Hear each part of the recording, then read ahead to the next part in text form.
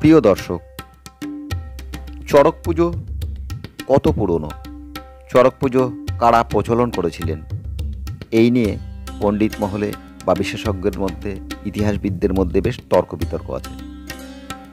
কেউ কেউ মনে করেন চড়ক পুজোটি আসলে বৌদ্ধদের একটি পুজো ছিল বা উৎসব ছিল।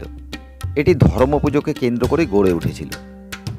ধর্ম পুজো হচ্ছে বৌদ্ধদের একটি ধর্ম ঠাকুরকে কেন্দ্র করে গড়ে ওঠা পুজো। তাকে কেন্দ্র করেই এই চড়ক উৎসব বা গাজন উৎসব প্রচলিত হতো।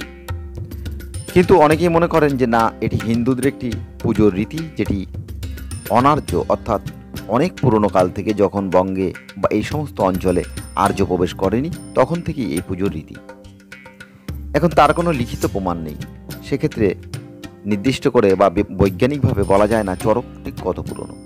কিন্তু এই পুজোর কতগুলি রীতি নীতি দেখলে বোঝা যায় যে এই পুজোটি অনেক পুরনো এবং এর মধ্যে অনার্যদের একটি ছোঁয়া আছে। সেক্ষেত্রে আপনারা যারা চড়কের উৎসবে গিয়েছেন তারা সেই সমস্ত রীতিনীতি বা তাদের মন্ত্র, তাদের যে সমস্ত পুজোর পদ্ধতি দেখলেই বুঝতে পারবেন। এবার বলি, চৈত্র সংক্রান্তি বা চৈত্রের শেষ দিনে এই পুজোর আয়োজনটি শুরু হয়। 14-15 দিন ধরে একটি আয়োজন চলে এবং এর কতগুলি পর্ব আছে। যেমন প্রথম পর্ব এর অধিবাস। এই অধিবাসে সূচনা পর্ব বলা হয় এবং এই সূচনা পর্বে সন্ন্যাস ব্রতের একটি প্রতিজ্ঞাবদ্ধ হয় সন্ন্যাসীরা, এবং সকলের স্নান সেরে নতুন বস্ত্র পরে তারা সন্ন্যাস গ্রহণ করে। তারপর হচ্ছে সন্ন্যাস ব্রত। একটি দল গঠন করা হয়। দলের মূল সন্ন্যাসী, যাকে বালা বলা হয়, এই বালা মন্ত্রপাঠের মধ্য দিয়ে দীক্ষা দান করেন। তারপরে পাঠ দান হয়, মানে চড়কের সময় একটি পাঠ আপনারা দেখতে পান, যেখানে একটি নৌকোর মতো কাঠের দণ্ড থাকে। সেই দণ্ডের মধ্যে কোথাও শিব পার্বতী থাকে, কখনো শিবলিঙ্গ থাকে, বিভিন্ন রকমভাবে শৈব মতের বিভিন্ন দেবতা থাকে। সেইটাকেই বলা হয় পাঠ। এবং এই পাঠ চড়কের একটি মূল দণ্ড, বা বলতে পারা যায় যে এটি তাদের একটি মূল বেদী বা মূল মন্দির রূপ। সেক্ষেত্রে এই প্রতিকৃতিটিকেই তারা পুজোর মূল দণ্ড হিসেবেই মনে করেন বা প্রধান বস্তু হিসেবে মনে করেন। এটি তাদের কাছে একটি মন্দিরের তুল্য। যারা এই পাঠ নিয়ে বাড়ি বাড়ি যান তাদেরকে বলা হয় পাঠ নাচানি। তারা নেচে নেচে, ঢাক বাজিয়ে, বিভিন্ন মন্ত্রের মধ্য দিয়ে তারা এই কাজটি করে থাকেন। তারপরে তারা রাতের শেষে তারা পুরোটা দিন উপবাস পালন করে এবং রাতের শেষে তারা উরভোগ বলে একটি ভোগ গ্রহণ করে।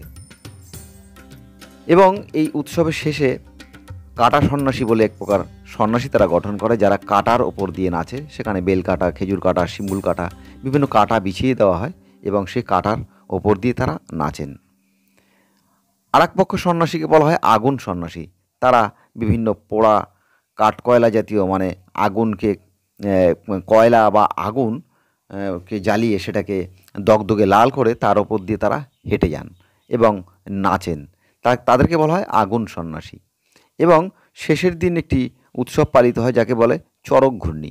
একটি কাঠের দণ্ড, তার উপর একটি আড়াআড়িভাবে বাঁশ লাগিয়ে দিয়ে একটি বেশ সুন্দর তাদের পদ্ধতির মাধ্যম দিয়ে এটি ঘূর্ণি তৈরি করা হয় এবং পিঠে বড়শি লাগিয়ে এই ঘূর্ণির মধ্যে সন্ন্যাসীরা ঘুরতে থাকেন এবং বেশ জোরেই ঘুরতে থাকেন, যা প্রচুর দর্শক এই দৃশ্যটি উপভোগ করেন।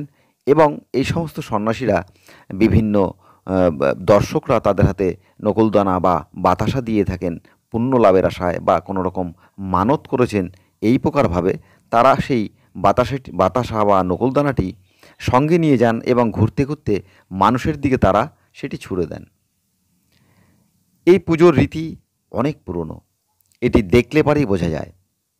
এবং এই ঘূর্ণি, যেটিকে বললাম আমরা চড়ক ঘূর্ণি বা শেষের উৎসব যেটি, তার আগে করা হয় চালান, মানে সন্ন্যাসীকে ওই মূল সন্ন্যাসী চালানে ছাড়েন এবং তিনি তাদের শ্মশানের দিকে উদ্দেশ্য করেন এবং তারা শ্মশানে যান এবং শ্মশানে গিয়ে শ্মশান পুজো বলে একটি পুজো হয়।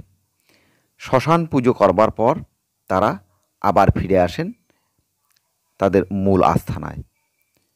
তো প্রিয় দর্শক, আমরা এই বিষয়টি নিয়ে আরেকটি বিস্তারিত আলোচনা করব। আপনারা লক্ষ্য করুন আমাদের এই চ্যানেলটি।